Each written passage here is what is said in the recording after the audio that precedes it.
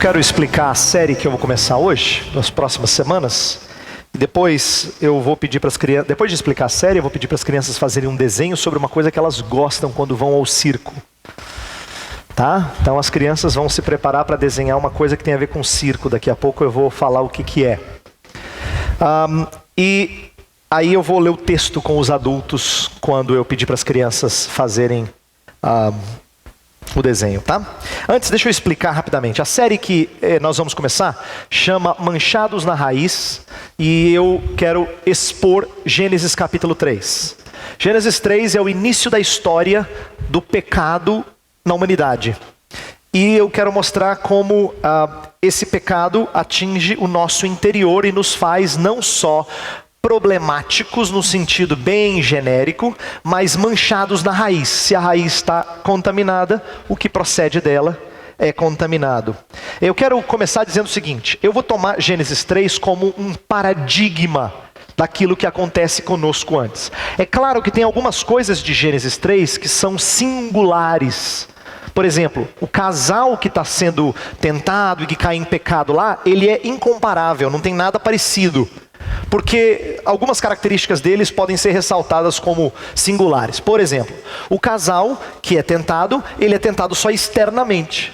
Porque a Bíblia diz que eles foram criados bons. Se foram criados bons, então significa que eles não tinham tentação vinda de dentro, ou desejos impuros lá dentro. Então a história começa com um casal que é tentado externamente. Segunda coisa diferente deles em relação a nós, é que eles se tornaram pecadores depois que pecaram. Diferente de nós. Nós somos pecadores e por isso pecamos. Eles não eram pecadores, mas se tornaram pecadores por causa desse pecado.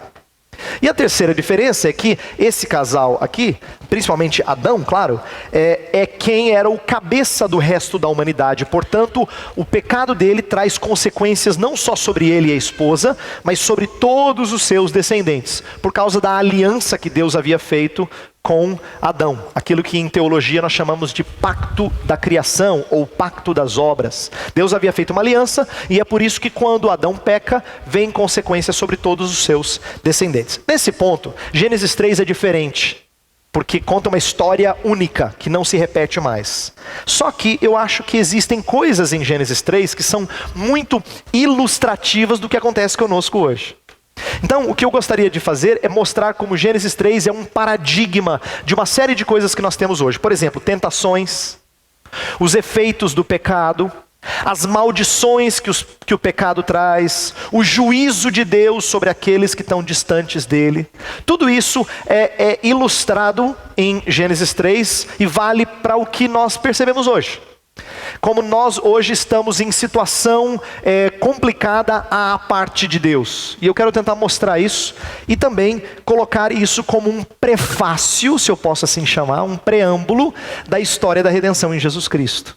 Isto é, como é que isso nos prepara para entendermos a Jesus Cristo e por que Jesus Cristo veio a este mundo em relação a Gênesis 3. Esse é o meu intento. Por que eu acho que é importante nós tratarmos desse assunto? Algumas coisas aqui. Via de regra, nós temos entendimento muito raso de uma série de assuntos. A primeira delas é que Satanás, para nós, o tentador, o conhecimento que nós temos dele costuma ser muito folclórico e pouco bíblico. Quando a gente fala do inimigo, quando a gente fala do tentador, a gente tem muitas imagens colocadas a nós, ou na nossa mente, que são muito mais folclore do que Bíblia. E é bom que a gente olhe para a Bíblia e veja como é que o tentador age. Nosso conhecimento também do pecado costuma ser muito raso. Eu já tratei disso em outras séries e quero voltar a tocar um pouco nesse assunto, de como o pecado é muito mais profundo do que a gente imagina. E, às vezes, os efeitos do pecado são encarados com ceticismo. A pessoa é cética. Tanto é que quando nós pecamos, na verdade o que a gente está fazendo é calculando o custo e dizendo, dá para encarar.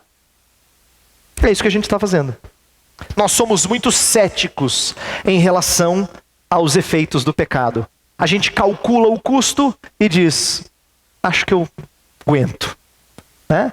Então, eu gostaria que a gente pensasse aqui sobre como Gênesis 3 nos dá um entendimento mais claro acerca dessa coisa chamada pecado, de como iniciou e de como tem a nos ensinar coisas importantes.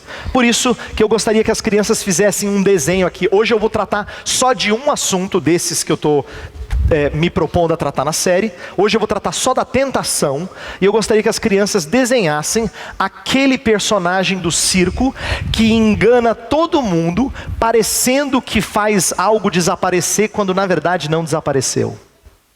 Quem? O mágico. Tá? Esse é aquele que muitas vezes é chamado de ilusionista. Esse é um outro nome para mágico.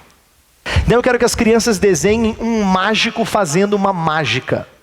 Porque na verdade, o que o mágico incorpora, e claro que é num sentido gostoso, a gente acha legal isso, é fazer você ter a nítida impressão de que algo aconteceu, quando você diz assim, não, mas não aconteceu, não pode. Não, mas pareceu. Não, estou falando para você, ele fez. Não é possível fazer. Não, eu vi com esses olhos. Ele promove uma sensação tal que você é questionado, você chega até a questionar as leis e as regras normais da natureza, né? Você disse assim, não, tem que ter um jeito. Não é possível, foi muito real. E o mágico, então, ele consegue fascinar a gente, porque ele é um ilusionista. Ele dá a impressão de que realmente algo impossível de acontecer, aconteceu, algo diferente que nós não acreditávamos, de repente é do jeito que o mágico está colocando. Tá? Então é por isso que eu intitulei a mensagem de A Ilusão da Tentação. E eu quero ler o texto de Gênesis 3, vou pedir para você acompanhar conforme está impresso aí. Diz assim: ora, a serpente era o mais astuto de todos os animais selvagens que o Senhor Deus tinha feito. E ela perguntou à mulher: foi isto mesmo que Deus disse? Não comam de nenhum fruto das árvores do jardim? Respondeu a mulher à serpente: podemos comer do fruto das árvores do jardim.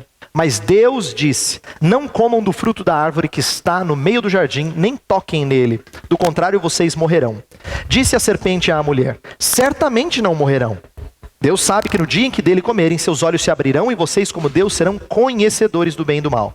Quando a mulher viu que a árvore parecia agradável ao paladar, era atraente aos olhos e, além disso, desejável para dela se obter discernimento, tomou do seu fruto, comeu-o e o deu a seu marido, que comeu também.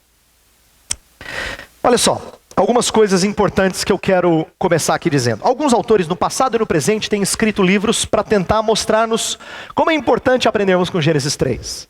Há um livro famoso do passado, escrito por C.S. Lewis, chama As Cartas do Inferno, em que ele descreve um demônio mais experiente escrevendo para o seu sobrinho pouco experiente sobre como tentar e fazer cair um cristão. É um livro fictício, é claro, mas que nos ajuda em algo muito interessante. Nos ajuda a imaginar como pensa o inimigo e como ele é sagaz nas tentações. Porque às vezes isso não se torna tão nítido. E C.S. Lewis estava tentando dar uma realidade maior a essa ideia de como é que o inimigo nos aborda. Um livro recente, saiu há pouco tempo, por um autor chamado Jerry Bridges, tem o seguinte título: Pecados Intocáveis. Em que ele vai dizer assim: existem pecadões, que todo mundo se preocupa com eles, e aqueles pecados que ninguém se preocupa com eles. Parece que eles são assim, sutis, meio corriqueiros, na verdade todo mundo tem, você não mexe neles. Aqueles grandões, aquele é sério. Mas tem aqueles que, né? Para mostrar o quê? Tentar mostrar como o pecado é mais grave do que a gente imagina, é mais invasivo do que nós costumamos atentar. Então, esses dois livros, do passado e do presente, como outros, estão tentando mostrar que os mecanismos da tentação e do pecado são menos conhecidos do que a gente pensa. Eu sei que vocês sabem, e eu também sei, que pecado é ruim, desagrada a Deus, que a tentação é perigosa, mas existe uma certa incredulidade ou uma certa arrogância na ignorância que faz com que a gente tenha a impressão de que a gente sabe mais do que de fato a gente sabe.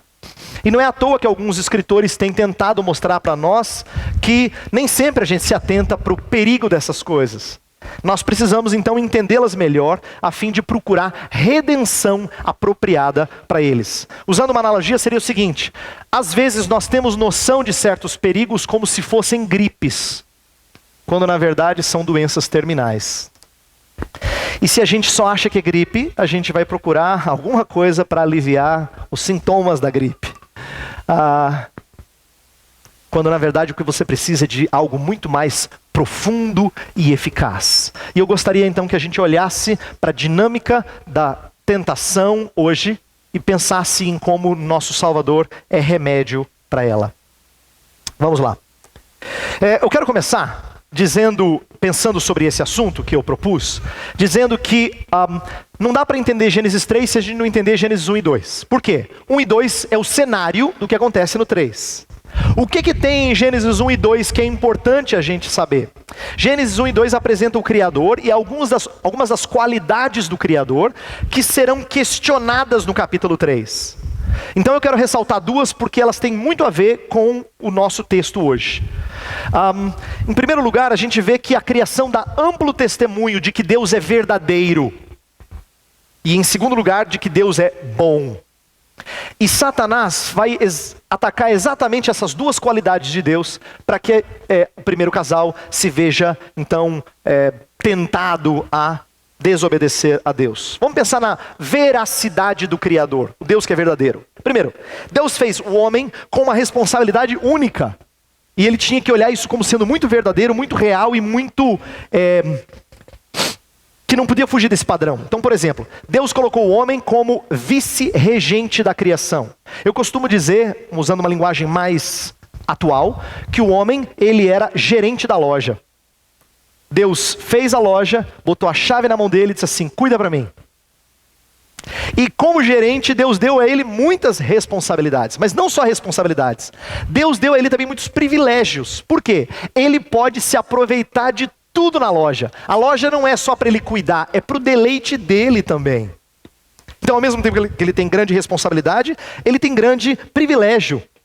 E ele, diante dessa função de gerente da loja, esse gerente tinha uma assistente muito competente, uma auxiliadora muito competente. E ambos deveriam cuidar desse negócio. Eles tinham que acreditar em uma coisa: conhecer o bem e o mal tinha que sempre ser em referência a Deus e não em referência a si mesmos. Por que eu estou dizendo isso? Porque às vezes a gente quer conhecer certas coisas por experiência. E o que a gente aprende dessa primeira história é que a gente não precisa experimentar tudo para conhecer o que é necessário conhecer.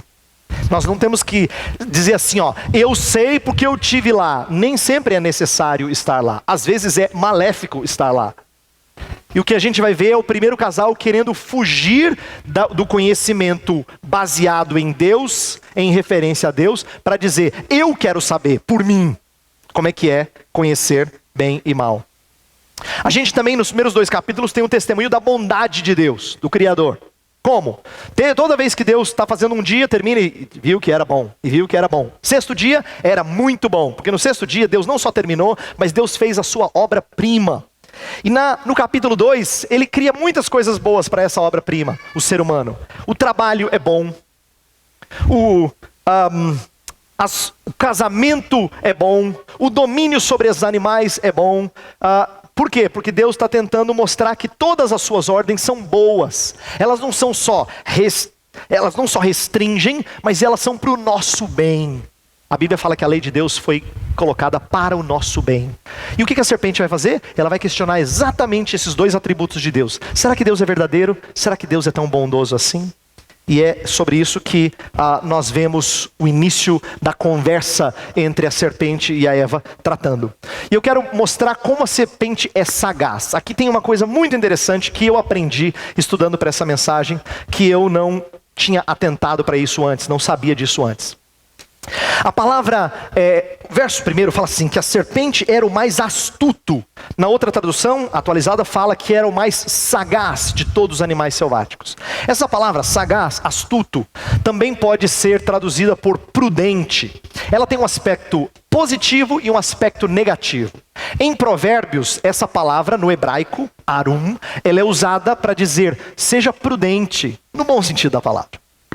Tanto é que Jesus Cristo usa esse sentido bom quando ele fala assim, sede prudentes como as serpentes. Jesus fala isso em Mateus capítulo 10. Então tem um elemento bom da sagacidade ou da esperteza. E tem um elemento mau, Tanto é que a gente usa a palavra esperto, positiva e negativamente. Né? Vô que é babão, fala assim, meu netinho de 1 ano e meio é mais esperto que as outras crianças. Impressionante, como é esperto esse menino. Você está usando no bom sentido. Ao mesmo tempo que nós usamos no mau sentido. Fala assim, aquele comerciante, cara, é muito esperto, né? É muito espertinho. Nós estamos usando negativamente, querendo falar da maldade que há nesse conhecimento das coisas.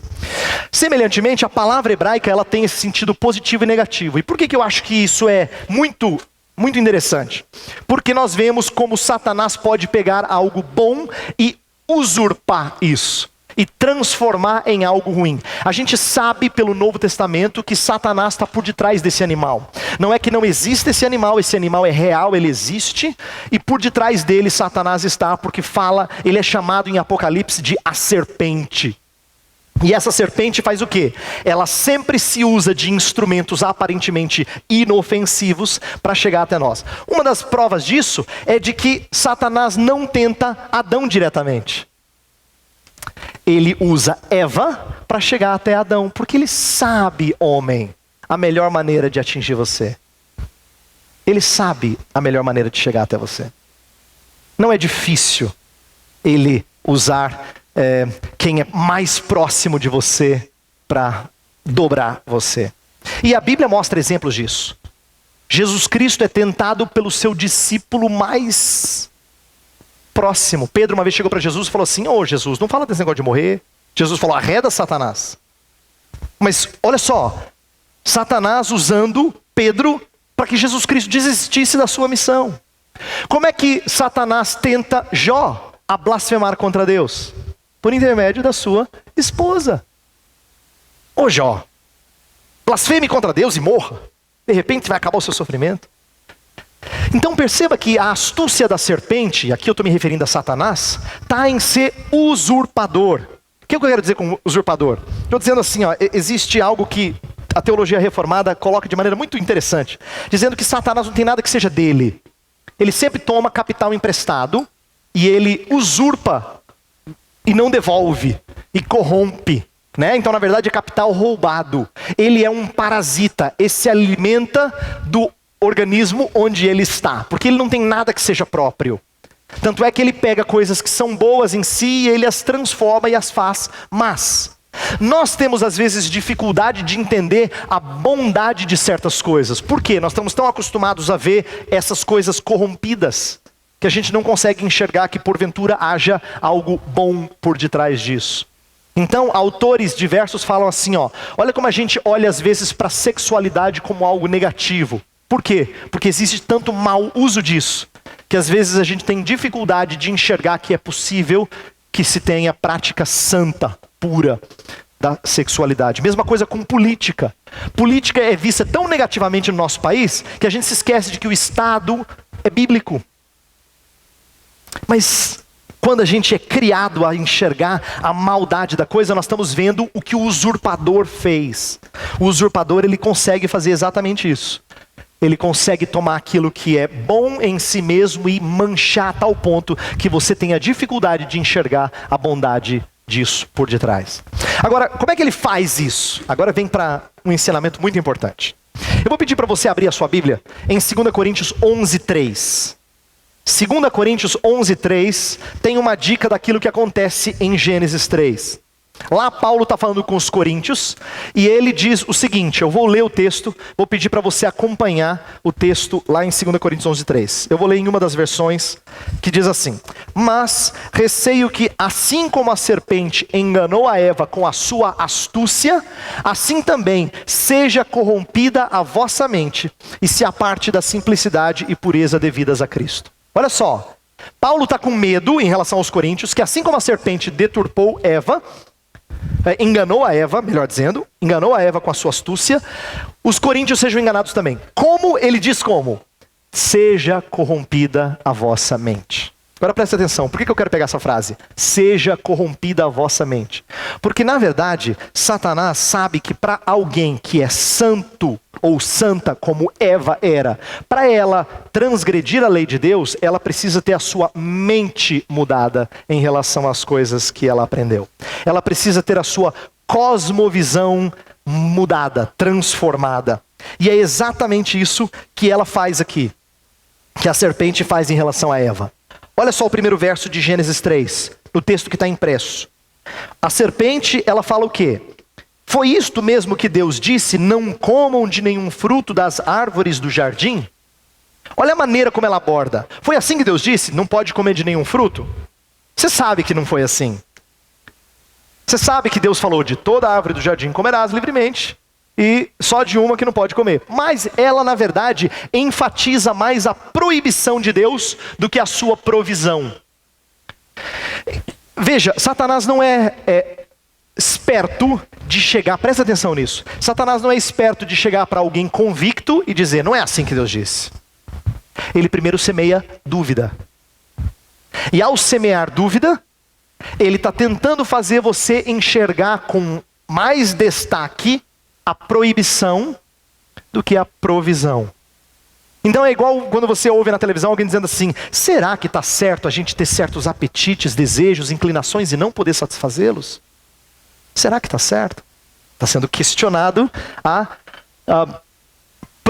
proibição de Deus antes do que a sua provisão. É igual criança, atenção crianças. Sabe quando a mamãe e o papai falam assim, ó, não pode fazer isso. Não pode fazer. Aí você fala, mãe, deixa eu fazer. Pai, deixa eu fazer. Aí o papai e a mamãe falam assim, não pode. Aí a criança fala assim, eu nunca posso fazer nada. Não é verdade que você nunca pode fazer nada. Você pode fazer muitas coisas. Na verdade, o papai e a mamãe falam sim muitas vezes para vocês. Só que a gente é capaz de ser enganado por Satanás e achar que tem mais não do que sim. E não tem mais não do que sim.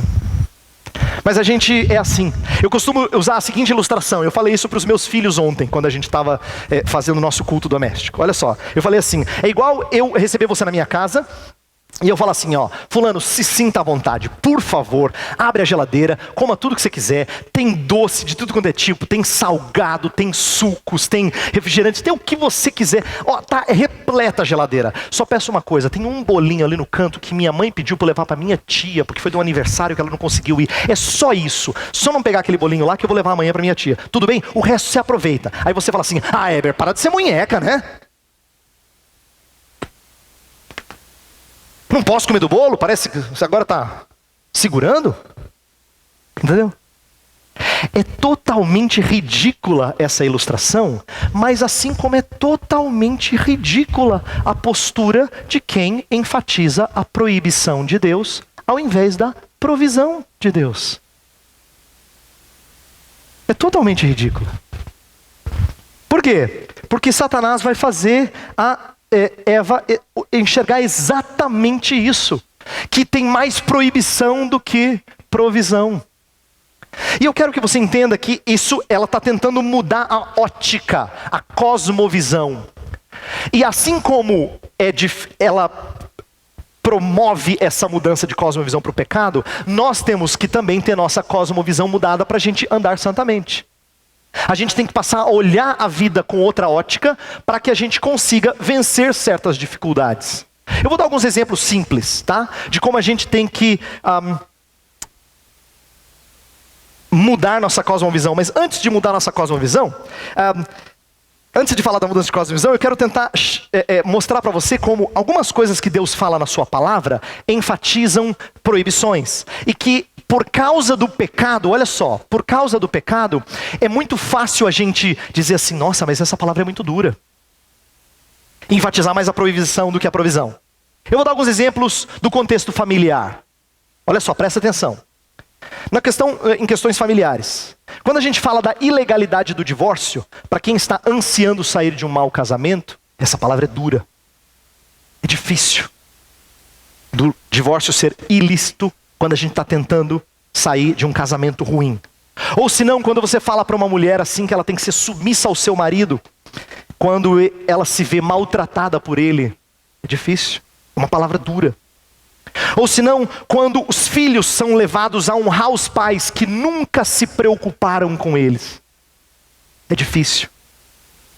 O que eu estou tentando mostrar é o seguinte: Todas essas palavras ligadas à família, elas nos parecem duras demais, porque nossa cosmovisão enxerga mais as proibições de Deus do que as provisões de Deus. Em relação ao trabalho é a mesma coisa, preste atenção. A Bíblia fala que nós temos que servir o nosso patrão como ao Senhor. Servir ao Senhor, na época tinha escravidão, você tem que lembrar que era muito mais duro do que, não tinha CLT, não tinha algumas proteções assim, né? Você tem que servir ao seu Senhor como ao Senhor. Agora, fazer isso para quem é escravizado no trabalho, e eu estou falando agora de hoje em dia. Eu sei que nós estamos numa era aparentemente moderna, mas às vezes você se sente escravo do seu trabalho. E aí a Bíblia fala, sirva ao seu Senhor como ao Senhor. Você fala, dura essa palavra. Ou senão, quando você é levado a se conformar às exigências e aos tributos do Estado, corrupto, e você está quase falindo. Você tem uma empresa pequena, você está quase falindo, e a Bíblia fala assim, você tem que ser... Dá a César o que é de César. Você fala, que dura essa palavra. O que eu estou tentando colocar é o seguinte, nossa luta sempre é de tentar ter nossa cosmovisão mudada pela palavra de Deus, porque do jeito que ela está hoje, ela está corrompida. Foi o que a serpente conseguiu com Eva. Mudar a perspectiva a ponto de começar a destacar a proibição mais do que a provisão. É isso que a gente percebe na primeira tentação. E aí, o que a gente tem que fazer agora? É o que eu estava mencionando antes. Nós temos que ter a nossa cosmovisão mudada de volta. Limpada, a nossa ótica mudada para que a gente consiga fazer algumas coisas. Agora, isso não é fácil. Eu vou dizer por que não é fácil. Porque nem sempre a gente quer cortar maus hábitos para introduzir novos hábitos. Eu vou dar exemplo de hábitos só para você entender. Presta atenção aqui, porque isso aqui tem a ver com todos nós. É muito difícil, para não dizer impossível, tá? Mas é muito difícil você introduzir o hábito de culto doméstico na casa com os seus filhos, se no restante do tempo os seus filhos só são treinados a se servir assistindo televisão ou jogando videogame. O que eu quero dizer? A gente não treina eles no resto do tempo e quer que na hora do culto eles estejam prontos a ouvir a Deus e amar a Deus, estarem interessados. A gente não treina o resto do tempo. É praticamente impossível você conseguir introduzir um hábito desse. Assim como é praticamente impossível você ter o hábito de ler um livro quando tudo que você lê são 140 caracteres do Twitter. Ou você não passa de ler coisinha curta de Facebook. É difícil. Se esse é o seu padrão, então é difícil mesmo introduzir o hábito de leitura. É difícil você se tornar um marido que é líder no lar, se na hora que chega uma decisão delicada, você prefere que a esposa tome. Você fala assim, meu amor, se cuida, você sabe. Se você está habituado a fazer isso, é difícil você entender essa ideia de marido é o cabeça do lar. É difícil. O que eu estou querendo dizer? Se a nossa cosmovisão não muda, se a nossa ótica não muda, falo, não, tudo tem que ser transformado a partir desse padrão bíblico, você não consegue. Você não consegue. Sagaz é aquele que transforma ou sugere mudança de cosmovisão, e Satanás fez isso. Tanto é que a gente percebe que Eva já está tentada a olhar com outros olhos pelos versos 2 e 3. Presta atenção, versos 2 e 3 do nosso texto. Respondeu a mulher à serpente, podemos comer dos frutos das árvores do jardim, mas Deus disse, não comam do fruto da árvore que está no meio do jardim, nem toquem nele, do contrário vocês morrerão. Presta atenção. Eva faz duas coisas, quero que você atente para isso. Duas coisas que normalmente a gente não presta muita atenção. Eva aumenta o que Deus falou e diminui o que Deus falou. Aumentar, a maioria de nós lembra muito bem. Atenta para isso com muita facilidade. Porque Eva fala que não pode nem comer do fruto e nem tocar nele. Deus nunca falou de não tocar. Mas é a forma de mostrar assim, ó, tá vendo? Ó, não posso nem tocar no fruto. Né? Você consegue perceber um pouco de tom negativo aqui? De restrição mais pesada do que de fato ela é. Ela aumenta a palavra de Deus. Mas ela não só aumenta, ela diminui a palavra de Deus. Por quê? Porque Jesus Cristo falou assim, Deus falou assim, de toda a árvore do jardim comerás livremente. Livre de toda árvore do jardim comerás livremente. A palavra toda não aparece ali, porque é igual o exemplo da geladeira, né? Você pode comer de tudo na geladeira, só uma que não. Só uma sobremesinha ali no cantinho que não pode.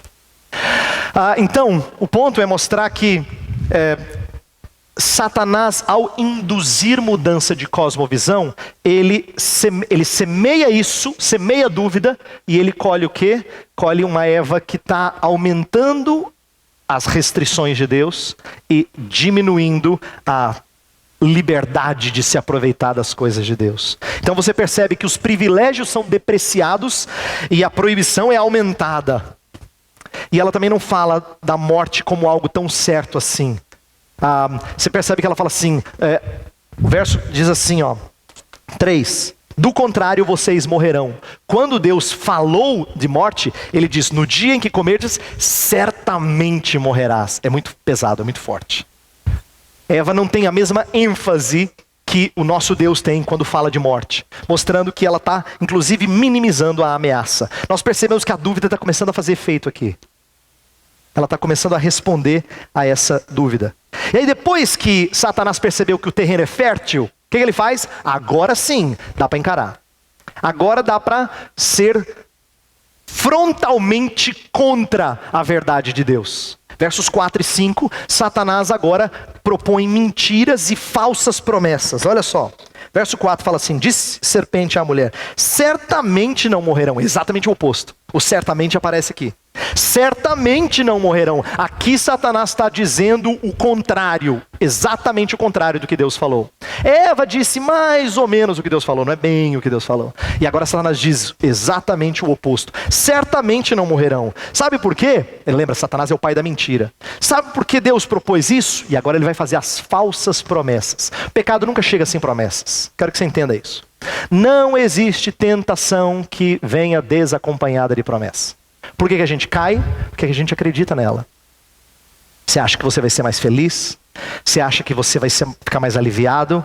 Você acha que vai fazer você se sentir melhor? Você acha que você vai ter mais poder? Não importa o quê. Ela vem com uma promessa, ela diz, faz. E a promessa que Satanás faz é o seguinte, olha o verso 5. Deus sabe que no dia em que dele comerem, seus olhos se abrirão e vocês, como Deus, serão conhecedores do bem e do mal. Olha só, algumas coisas que Satanás fala que mostram progresso na ousadia do que é dito para Eva. Primeira coisa, você não colhe o que você planta. É certo que não morrereis. É certo que vocês não morrerão. O que Satanás está dizendo? Não é bem assim. Não é verdade que você semeia e colhe o que você semeia. E Gálatas 6 fala de Deus não se zomba. O que se semeia é o que se colhe. Mas nós somos muitas vezes tentados a pensar que se a gente semear tal coisa, talvez não tenha todos os efeitos que todo mundo fala que terá, né? A gente é tentado a crer que crime compensa. Mas numa escala menor. A gente não chama de crime, a gente chama de falha, equívoco, outra palavra menos feia. Mas Satanás propõe isso. E ele propõe uma outra coisa também. Ele fala que se você fizer, você terá insights revolucionários. Deus sabe que no dia em que vocês comerem, se vos abrirão os olhos. Verdade. O texto da Bíblia fala que os olhos deles se abriram. Mas Satanás está apresentando assim, você vai enxergar as coisas de um outro jeito. Você fala, nossa, é mesmo. E a notícia é que você vai enxergar as coisas de uma outra forma, só que é ruim. Mas a proposta sempre é assim. No passado foi assim, no presente é assim. Por exemplo, no 2º século, a maior heresia que confrontou o cristianismo se chamava gnosticismo. E o gnosticismo propunha que você conseguia com eles ter um conhecimento que você não achava em lugar nenhum. Se você receber o conhecimento que nós temos, a gnose que nós temos para você, você vai entender as coisas de uma outra forma. A proposta de um insight revolucionário. Qualquer proposta antiga e recente do hedonismo, a busca por prazer, vai dizer assim, olha, se você experimentar isso aqui, você vai enxergar as coisas com outros olhos. Olha só, a proposta sempre é de um insight revolucionário. E a última das promessas, é a mais ousada delas, é que você vai ser como Deus. Sereis como Deus, conhecedores do bem e do mal. E ser como Deus é o ápice da tentação. Primeiro você diz, olha, não é verdade que o que você semeia, você colhe. Depois você diz assim, olha, se você semear isso aí, você vai enxergar com outros olhos. E se você vai progredindo nessa aceitação, o final você vai ser como Deus. E essa forma de Satanás tentar não é diferente hoje. Eu quero que você entenda que é gradativamente que ele consegue infiltrar as suas ideias. E nós às vezes nem percebemos isso. Por quê? Algumas das coisas que a gente faz, não é porque a gente quer ser igual a Deus. Você fala, não pastor, imagina, eu venho aqui todo domingo, porque eu não sou assim. Mas talvez você acreditou que se você continuar fazendo, não vem um raio do céu e te mata, entendeu? Então dá para fazer de novo. Porque você mede as consequências dos seus atos. Sansão fez assim.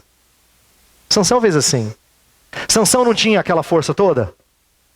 Ele não engana a Dalila dizendo como é que era a fonte da força dele? Aí ele conta para Dalila.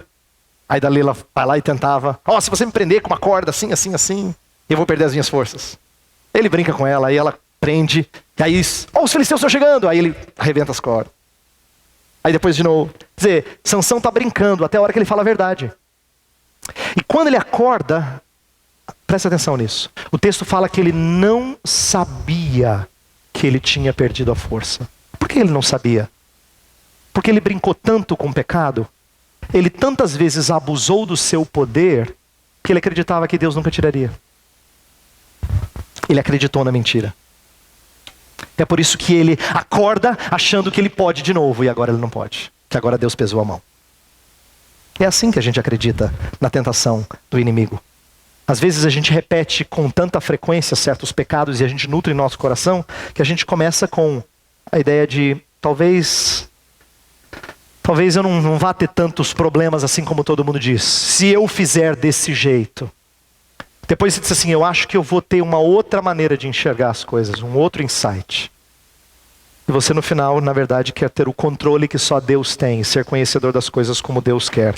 E eu quero mostrar para você que o que aconteceu aqui é que ela cai. A queda no verso 6, é mostrada assim, que a árvore, quando a mulher viu que a árvore parecia agradável ao paladar, pergunto para você, como é que a árvore parecia agradável ao paladar se ela nunca tinha experimentado? Alguns comentaristas dizem, é bem possível que alguém comeu antes dela para mostrar para ela que ela era agradável ao paladar. Embora o texto não diga, é possível, só possível, que a serpente tenha comido, dizendo assim, tá vendo como é bom?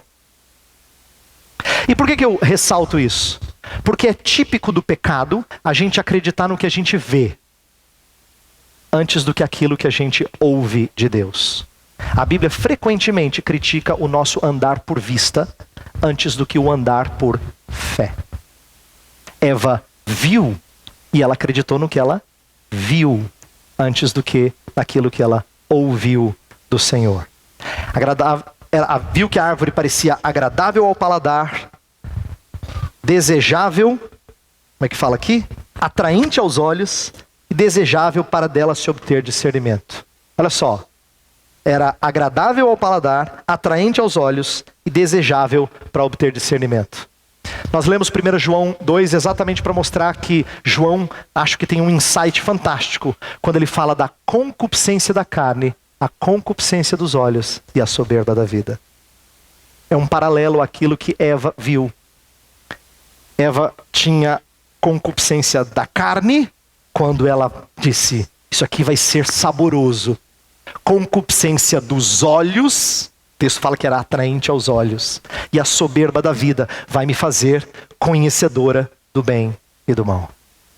É isso que João está dizendo em 1 João 2,16, fazendo paralelo, mostrando que Eva acredita nisso, e Adão vai atrás porque ele decide obedecer a sua esposa, não a Deus. Deixa eu fechar essa parte de tentação para ir para a minha última parte do sermão, que vai ser breve. Dizendo o seguinte, eu queria que você entendesse o que está acontecendo aqui na tentação. E é só um início para a gente pensar mais. Existe uma progressão. E eu acho que na nossa vida acontece semelhantemente. Primeiro, Satanás semeia dúvida. O que ele consegue em resposta de Eva? Um certo ressentimento. É quando a gente não consegue olhar para a provisão de Deus com bons olhos. Aí depois ele semeia incredulidade e orgulho. E o que ele colhe? Desobediência. Não é diferente hoje. Você vê o progresso da coisa. Antes da desobediência, quando a gente está lutando para fazer algo que não deve fazer, existe semeadura da dúvida. A gente começa a questionar se realmente o que Deus falou vale a pena. A gente começa a se ressentir. Depois vem incredulidade, orgulho e desobediência. Dúvida, ressentimento, incredulidade, orgulho, desobediência. Essa ordem é o progresso da tentação. Eu quero terminar dizendo o seguinte. Se eu dissesse só isso, seria bastante devastador. A gente sairia daqui dizendo, pastor, boa mensagem.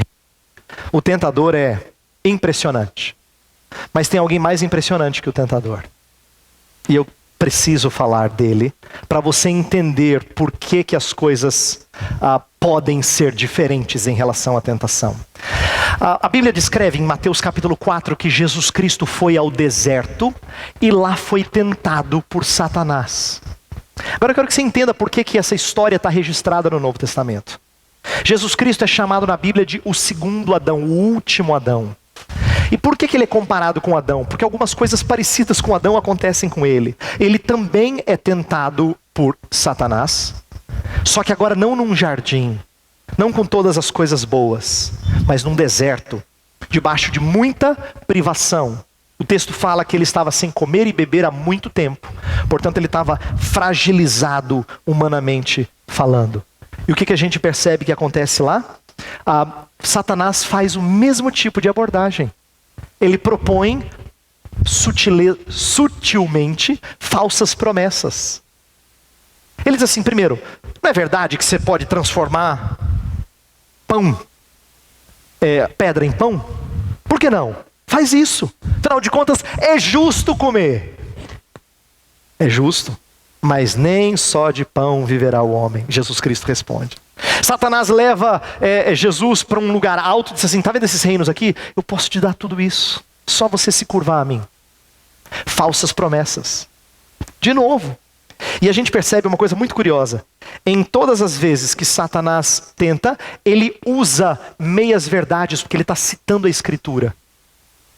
Existe um diálogo ali inteligentíssimo, que depois a gente teria que estudar com mais calma, não hoje, entre Satanás e Jesus, porque os dois estão usando Bíblia.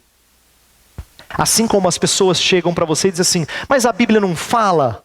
Aí propõe algo que parece que satisfaz o seu desejo. Você fala, puxa, é mesmo, hein?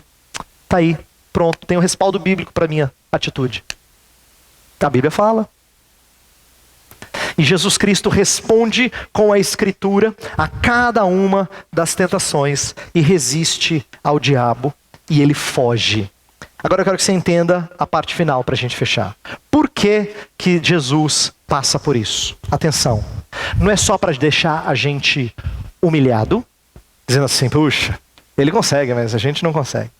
Mas é para mostrar que ele veio não só para vencer, mas para auxiliar você em suas tentações. Hebreus capítulo 2 fala que Jesus Cristo em todas as coisas foi tentado para auxiliar aqueles que são tentados. Hebreus capítulo 2, versos 17 e 18 dizem assim: por isso mesmo convinha que em todas as coisas se tornasse semelhante aos irmãos, para ser misericordioso e fiel sumo sacerdote nas coisas referentes a Deus, e para fazer propiciação pelos pecados do povo.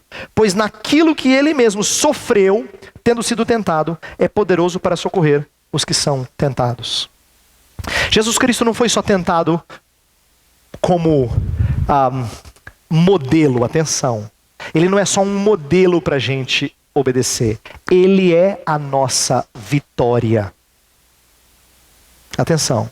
Ele não só é um modelo, ele é a nossa vitória. Portanto, se ele pode, debaixo de extrema privação, responder a Satanás, é por isso que a Bíblia diz assim, que não te vem tentação maior do que as suas forças. Porque agora Deus não deixa você numa furada. Deus lhe dá todas as condições de vencer cada uma das tentações, porque Jesus Cristo já venceu a tentação. E Ele convida você e eu para olharmos a tentação com mais esperteza, com mais astúcia, com mais sagacidade do que a gente costumava fazer. e enfrentá-la do jeito que Jesus Cristo enfrentou. Só que agora sim, já não sou eu quem vive, mas Cristo vive em mim. Uma vez eu li um livro em que um autor falou uma frase que eu nunca me esqueci. Ele falou assim, quando a tentação bater à porta do seu coração, por favor, não atenda. Peça para Jesus Cristo atender.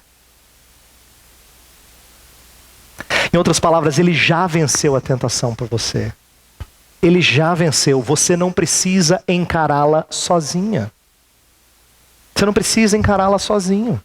Você pode sim vencê-la porque o Salvador já a venceu e Ele é poderoso para socorrer os que são tentados. Então eu não expus esse texto todo para mostrar para você, olha como é sutil, cuidado, seja como Jesus. Você não vai conseguir ser como Jesus se Jesus não fizer parte do seu dia a dia sempre. Você não tem que ser como Jesus, você tem que pedir para Jesus vencê-la por você. Se Ele foi tentado e venceu, eu creio que Ele pode fazer você vencer, mas não é você que vence com a ajuda dEle, é Ele que vence em você. Então o meu pedido nessa manhã, à medida que a gente começa a pensar em Gênesis 3, é o seguinte. Gênesis 3 é só uma porta de entrada para a gente perceber quão astuto e sagaz é o nosso inimigo. Quão sutil, é só um início, é só um vislumbre sobre a sutileza do inimigo. Cabe a nós agora não enfrentá-lo. A Bíblia fala de que nós não temos condições de vencê-lo. A Bíblia não fala para vencer Satanás. É outro que vence Satanás. A Bíblia fala, resistir ao diabo e ele fugirá de vós. Resistir ao diabo. É só isso que você tem condições de fazer. E você só consegue fazer se você pedir para outro atender a porta em seu lugar. Então minha oração vai ser para que a gente faça isso. Para que Deus ajude-nos a combater a tentação, as duras exigências de Deus, deixando com que Cristo Jesus nos mostre a maravilha da provisão de Deus. Que a gente comece a ter a nossa ótica mudada. Que a gente comece a olhar para a provisão, para aquela geladeira cheia de delícias, com mais alegria do que a gente está acostumado a olhar. A gente começar a aproveitar mais da provisão de Deus. E ser menos receoso e ressentido com as proibições de Deus. É sobre isso que eu vou orar. Eu vou pedir para você fechar os olhos. Eu vou orar por você e por mim. Pai, nós nos colocamos diante de Ti porque nós precisamos do auxílio do Teu Filho. Não só para que Ele nos fortaleça, mas para que Ele seja a nossa vitória sobre a tentação. Nosso registro, Pai, de vitória sobre as tentações não parece muito bom. Temos caído mais vezes do que gostaríamos. Temos sido iludidos por Satanás. A tentação, ela é assim. Por isso nós pedimos que o Senhor nos dê condições de buscarmos socorro em Ti. Buscarmos amparo no Teu Filho. Peço que os meus irmãos e irmãs aqui entendam a sutileza das tentações, a sagacidade do tentador e a força do Salvador, para que Jesus Cristo seja aquele que combate a tentação em nós. Estamos unidos a Ele, nós somos dele e Ele é nosso. Portanto, Pai, faz-nos utilizar desse recurso, faz-nos pedir socorro do Teu Filho, para que Ele nos dê condições de vencer as tentações. Essa é a nossa oração. Ela é simples, mas ela é profundamente necessária. Ajuda-nos, em nome de Cristo. Amém.